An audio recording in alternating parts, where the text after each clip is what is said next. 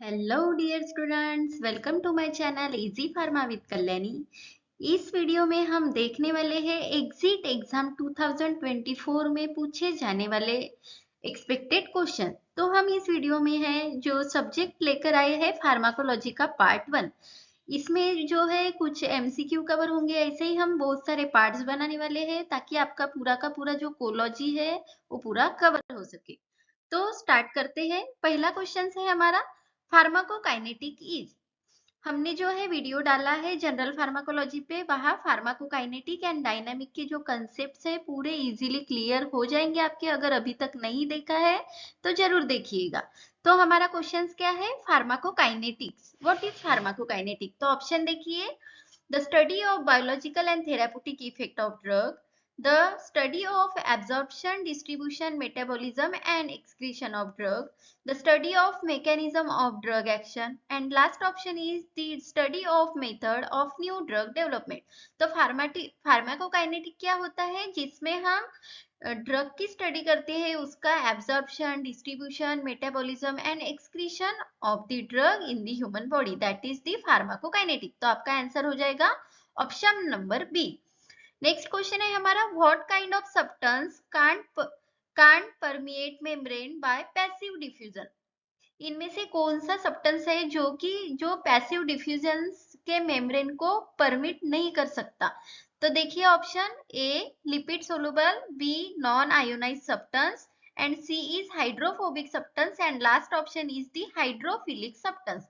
तो hydrophilic substance जो होते हैं वो परमिट पैसिव डिफ्यूजन जो मैकेनिज्म है, तो उस मैकेनिज्म में मेम्ब्रेन को जो है परमिट नहीं करते। कौन से कंपाउंड? तो हाइड्रोफिलिक सब्सटेंस, ये आपको याद रखना है।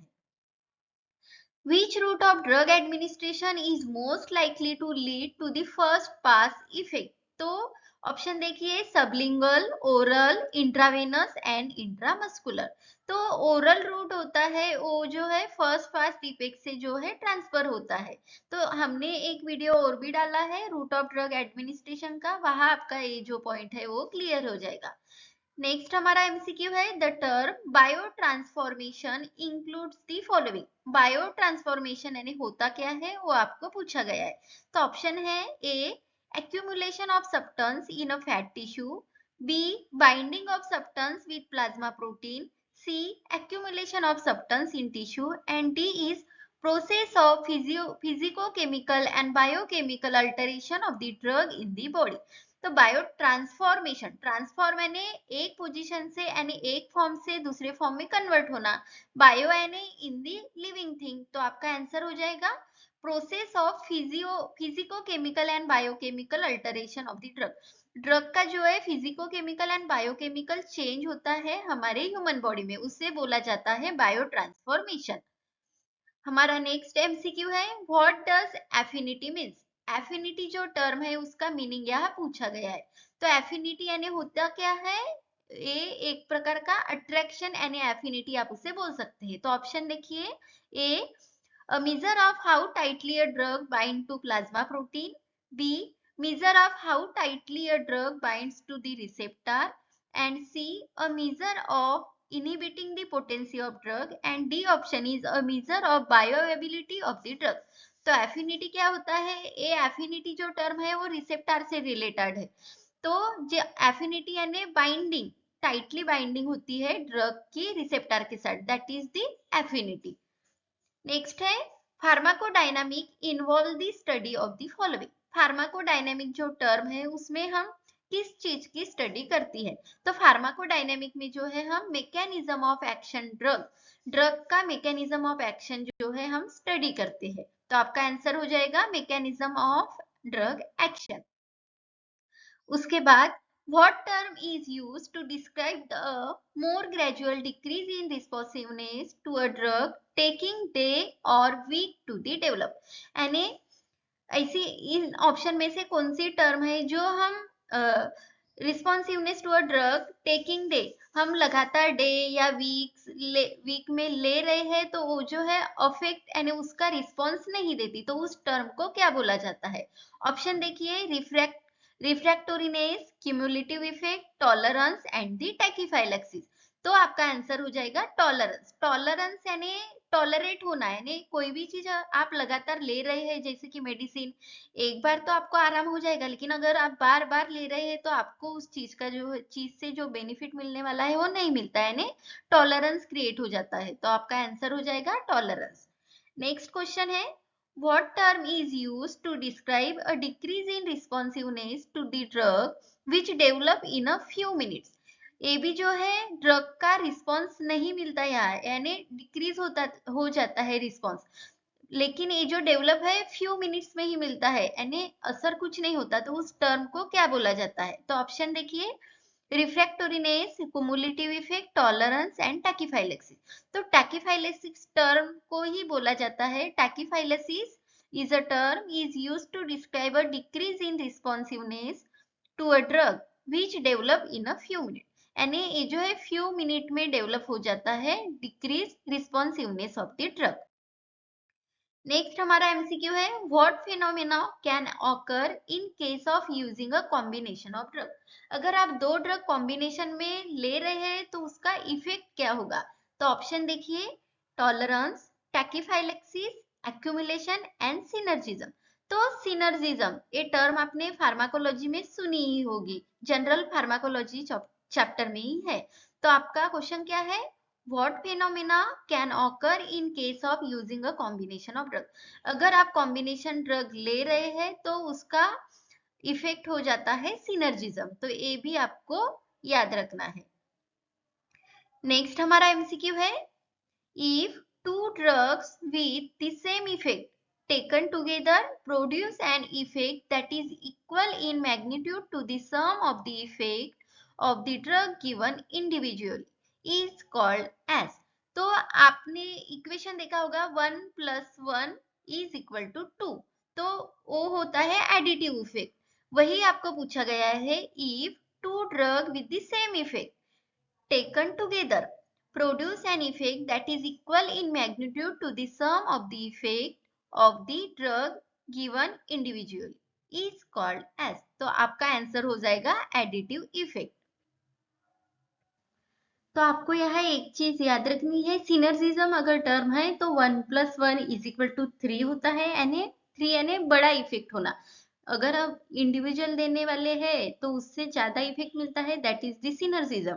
एंड एडिटिव यानी क्या होता है, तो 1 + 1 इज इक्वल टू 2, इक्विवेलेंट होता है, इक्वल इन मैग्नीट्यूड, तो ये आपको वैसे याद रख सकते हैं। हमारा नेक्स्ट एमसीक्यू है, indicate the local anaesthetics agent which has a shorter duration of action. तो इनमें से कौन सा लोकल एनेस्थेटिक एजेंट है जिसकी ड्यूरेशन ऑफ एक्शन जो है शॉर्टर है? तो ये जो है लोकल एनेस्थेटिक का क्लासिफिकेशन भी हमने जो है वीडियो अपलोड किया गया है, तो वहाँ duration on based of the duration of action, shorter duration of action वाला जो हमारा एजेंट है local anaesthetic, that is the procaine. तो आपको ये याद रखना है, procaine, procaine is the shorter duration of action of local anaesthetic agent. Next, what does the term potentiation means? Potentiation देखिए ऑप्शन में, cumulative ability of the drug, hypersensitivity to the drug, fast tolerance developing, and last option is intensive increase of the drug effect due to their combination। तो potentiation यानी increase होना, तो इसका जो answer हो जाएगा देखिए, intensive increase of drug effect due to their combination. अगर हम दो ड्रग कॉम्बिनेशन में दे रहे हैं और वो इफेक्ट जो है इंक्रीजिंग ऑर्डर में है, that is the potentiation. Teratogenic action is, तो टेराटोजेनिसिटी या टेराटोजेनिक इफेक्ट आपने सुना ही होगा, कोलॉजी पढ़ा होगा, तो उसमें है, तो उसका मीनिंग यहाँ पूछा गया, यानी टेराटोजेनिक एक्शन होती है तो उसमें क्या होता है? ऑप्शन देखिए, toxic action on the liver, negative action of foetus causing foetal malformation, toxic action on blood system and toxic action on the kidney. तो टेराटोजेनिसिटी क्या होती है, जो फिटस होते हैं उनको एबनॉर्मेलिटी हो जाती है उनकी फिटस की, तो आपका आंसर हो जाएगा negative action on the foetus causing foetal malformation. तो teratogenicity is the term which is concern with the foetus abnormalities. तो ये आपको याद रखना है। नेक्स्ट हमारा एमसीक्यू है, characteristics unwanted reaction which isn't related to the dose or to pharmacodynamic property of the drug is called as। तो hyper sensitivity, देखिए हाइपर सेंसिटिविटी क्या होती है, जो अनवांटेड इफेक्ट होते हैं। अगर कोई मेडिसिन ले रहे हैं और आपको एलर्जी हो गई, डॉट्स आ गए बॉडी पे रेड रेड, तो that is the hyper sensitivity. तो यहाँ क्या पूछा गया है, characteristic unwanted reaction which is not related to the dose or to pharmacodynamic property of the drug, that is the hypersensitivity। यानी हाइपर सेंसिटिव यानी ऐसी टर्म है जो अनवांटेड एक्शन बॉडी के ऊपर देती है, जो कि रिलेटेड नहीं है अपने डोज से या फार्माकोडायनेमिक प्रॉपर्टी से ड्रग की। उसके बाद में है idiosyncratic reaction of the drug is. Idiosyncratic reaction की डेफिनेशन यहाँ पूछी गई है। तो ऑप्शन देखिए, a type of hypersensitivity reaction, it is the type of drug antagonism, third is unpredictable inherent qualitative abnormal reaction to the drug, and last option is quantitative exaggerated response। तो idiosyncratic reaction क्या होती है, it is the unpredictable inherent qualitative abnormal reaction to the drug. तो ये term आपको याद रखनी है, नोट करके रखनी है आपके कॉपी में। उसके बाद में हमारा क्वेश्चन है थेराप्यूटिक इंडेक्स इज। तो थेराप्यूटिक इंडेक्स आपने रेशो देखा ही होगा, lethal dose divided by effective dose is known as the therapeutic index. तो जो थेराप्यूटिक इंडेक्स होता है वो हमारी सेफ्टी इफिकेसी ड्रग की डिटरमाइन करता है। तो ऑप्शन देखिए, ratio use to evaluate the safety and usefulness of the drug for indication. तो नेक्स्ट है a ratio used to evaluate the effectiveness of drug, third है a ratio used to evaluate bioavailability of the drug, and four है a ratio used to evaluate the elimination of the drug। तो therapeutic index जो होता है वो safety related होता है। तो हम ड्रग की सेफ्टी एंड यूजफुलनेस ड्रग का जो है आइडेंटिफाई करते हैं। तो इंडिकेशंस के लिए जो होता है थेराप्यूटिक इंडेक्स होता है। तो ये चीज आपको याद रखनी है। उसके बाद में है indicate the location of M2 cholinoreceptor type. जो M2 रिसेप्टर्स होते हैं उसका लोकेशन यहाँ पूछा गया है। तो M2 रिसेप्टर यानी कोलिनर्जिक के दो रिसेप्टर होते हैं, मस्कैरिनिक एंड निकोटिनिक। तो या मस्कैरिनिक में भी 3 टाइप्स है, M1 M2 यानी M3। तो M2 का लोकेशन पूछा गया है। तो M2 रिसेप्टर जो होते हैं कोलिनर्जिक के, वो हार्ट में प्रेजेंट होते हैं और रिस्पॉन्सिबल होते हैं हमारे हार्ट रेट को डिक्रीज करने के लिए। नेक्स्ट है पैरासिम्पैथोमाइमेटिक ड्रग कॉज। ऑप्शन देखिए, ब्रोंकोडाइलेशन, माइड्रियासिस, कॉन्स्टिपेशन एंड ब्रैडिकार्डिया। आपने टर्म सुनी होगी टैकीकार्डिया एंड ब्रैडिकार्डिया। टैकीकार्डिया ने जो हमारा ब्लड प्रेशर या फिर रेट जो है वो इंक्रीज हो जाता है, ब्रैडिकार्डिया में जो है डिक्रीज हो जाता है। तो पैरासिम्पैथोमाइमेटिक जो ड्रग होते हैं हमारे हार्ट रिलेटेड एक्टिविटी को डिक्रीज करते हैं। तो आपका आंसर हो जाएगा ब्रैडिकार्डिया। नेक्स्ट है हमारा question, which of the following cholinomimetic is commonly used in the treatment of glaucoma. Glaucoma क्या है, आई रिलेटेड डिसीज है जिसमें इंट्राओकुलर प्रेशर जो है इंक्रीज हो जाता है। तो यह पूछा क्या गया है, विच ऑफ द फॉलोइंग कोलिनोमाइमेटिक यानी ग्लूकोमा के क्लासिफिकेशन में कोलिनोमाइमेटिक एजेंट है, तो इनमें से कौन सा वह है। ऑप्शन है पिलोकार्पिन, लोबेलिन, एसिटिलकोलिन एंड नियोस्टिग्मिन। तो पिलोकार्पिन ये जो ड्रग है वो हम ग्लूकोमा में यूज करते हैं एज अ कोलिनोमाइमेटिक एजेंट। उसके बाद है which of the following anti-muscarinic drug is often effective in preventing or reversing the vestibular disturbance, especially motion sickness। तो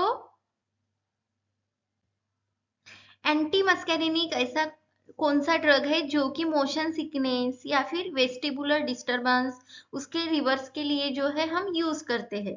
तो हमारा आंसर हो जाएगा स्कोपोलामाइन। स्कोपोलामाइन ये ऐसा ड्रग है जो हम as a drug of choice in motion sickness भी जो है करते हैं। तो आपका आंसर हो जाएगा स्कोपोलामाइन। उसके बाद है which of the following drug is useful in the treatment of Parkinson disease। Parkinson disease क्या है, ये न्यूरो डिजेनरेटिव डिसीज है जिसमें डोपामाइन जो है कम हो जाता है और एसिटिलकोलिन न्यूरोट्रांसमीटर ज्यादा हो जाता है। तो ऑप्शन में देखिए बेंजोट्रोपिन, एड्रोफोनियम, सक्सिनिलकोलिन एंड हेक्सामिथोनियम। तो अगर आप एंटी पार्किंसोनिज्म ड्रग का जो क्लासिफिकेशन देखेंगे तो आपको वहां बेंजोट्रोपिन ड्रग आपको देखने को मिलेगा। तो आपका आंसर हो जाएगा benztropine is a drug which is useful in the treatment of Parkinson disease.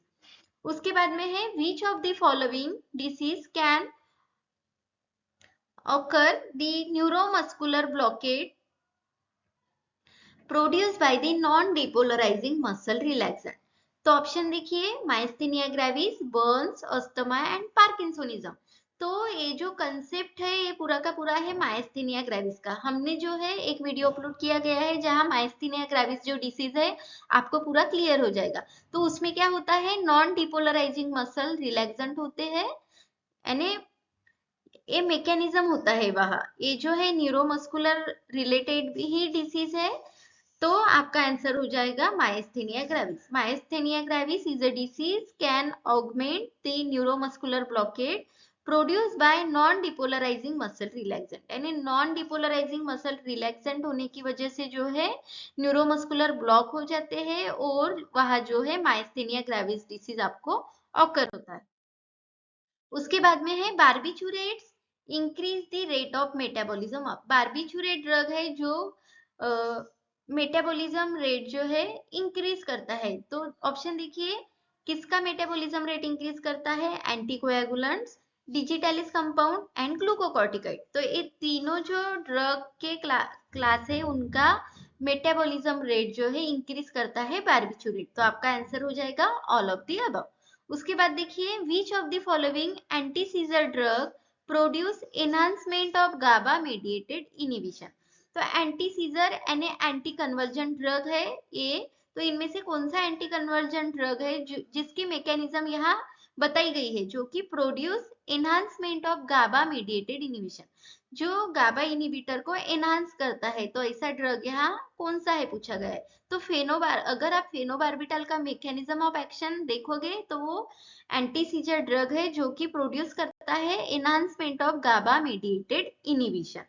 तो ये भी आपका यहाँ क्लियर हो जाता है। उसके बाद है lamotrigine. Lamotrigine can be used in the treatment of, lamotrigine drug है जो हम कन्वर्जन में यूज करते हैं। तो ऑप्शन देखिए partial seizure, absent seizure, myoclonic seizure and all of the above. तो ये पूरे सीजर यानी कन्वर्जन के टाइप है। तो तीनों टाइप में जो है हम लोमोट्राइजिन ड्रग यूज करते हैं। तो आपका आंसर हो जाएगा ऑल ऑफ द अबव। उसके बाद में है the most dangerous effect of anti seizure drug after large overdose. अगर आप एंटी सीजर ड्रग ले रहे हैं यानी बहुत टाइम तक लार्ज ओवरडोज में ले रहे हैं तो उसका डेंजर इफेक्ट भी हो सकता है। तो कौन सा होता है ये आपको पूछा गया है। तो ऑप्शन में देखिए respiratory depression, gastrointestinal irritation, alopecia and sedation. Respiratory depression यानी जो आपका ब्रीदिंग जो है उसमें डिप्रेस यानी पूरा अस्थमा जैसा या फिर स्टॉप हो सकता है, रेस्पिरेशन डिप्रेस हो जाएगा।